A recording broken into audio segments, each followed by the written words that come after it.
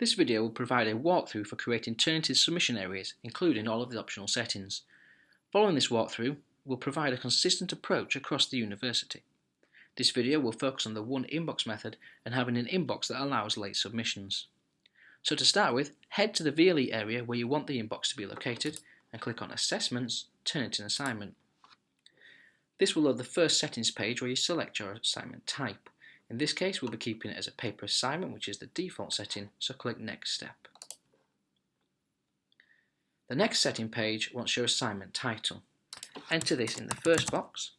It's also good to include the date and time of the deadline so the students are aware. The next option is for a point value. This is what the assignment will be scored out of if grade mark is used, so in this case we will put 100. If grade mark is not used, the point value is irrelevant, so it's good practice to enter a point value every time, regardless of how it will be marked.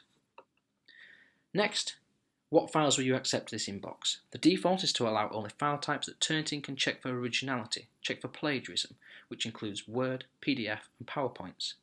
There is also an option to allow any file type, which is often used for more unconventional types of assignment.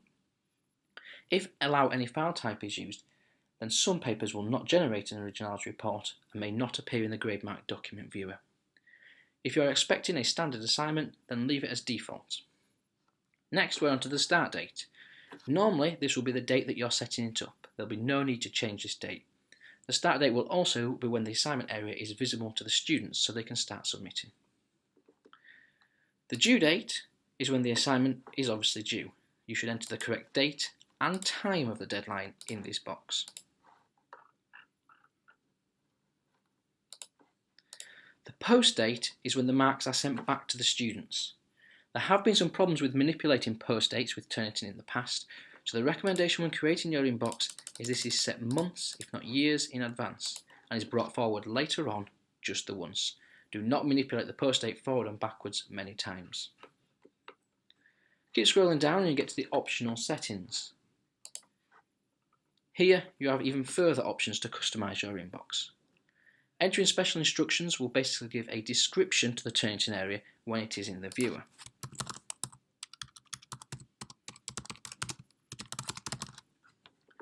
As we are on the one inbox method, you must allow submissions after the due date so students can submit late.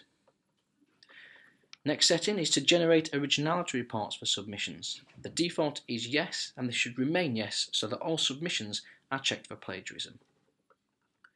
So when should originality reports for student submissions be generated? The default is on due date, and that is what we recommend it stays as. Immediately first report is final means that the student can only submit one submission and it will be immediately generating a report.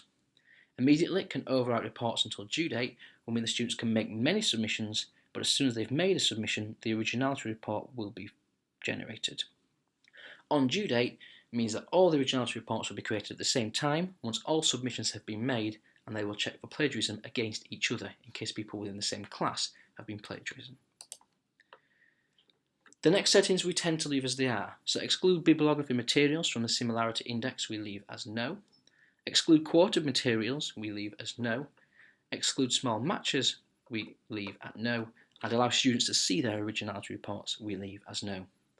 There will be particular use cases where you may need to change some of those settings to yes, and you will be aware of those within your school or faculty. Next, reveal grades to students only on the post date should be set to yes, which is a change from the default. This means that students will not be able to see their marks or feedback until the office or academic specifically releases it when it is ready. Next, enable anonymous marking. This should be set up as yes regardless of how the academic intends to mark the paper. This is because the anonymous marking can be removed once the submissions have been made but cannot be re-added. Therefore, set it up as yes and you cannot make a mistake. Submit papers to should be the standard paper repository. This means it will get submitted to Turnitin's database and will check other papers within that database too. Finally, you have an option to attach a rubric or grading form, which is used for GradeMark purposes. You can click on the box and any of your rubric or grading forms will be available. There is more about this in our online marking guide. Some academics may ask you to add a rubric, and as long as you have it on your account, you can do so here. Rubrics can be added after the assignment has been set up, so if you're not sure what to do, leave it as no rubric and click Submit to create the assignment. You may receive a warning that tells you that the post date is set a couple of weeks after the due date, and is this correct? You can click OK, you're happy with this, because remember, we do not want to manipulate the post date too often. Once you click OK, you will get a successfully added notification. Click OK again and you will return to the module inbox. You will see that the title that I have given it is there, and also the description that I typed, so this could be to include a cover sheet or how to name their file. The student will click the link View/Complete to make their submission, but for now you have finished creating the inbox. If you do need to edit any of those settings, including adding a rubric or grading form, you can click the little down arrow and click Edit to return to the same screen we were just on.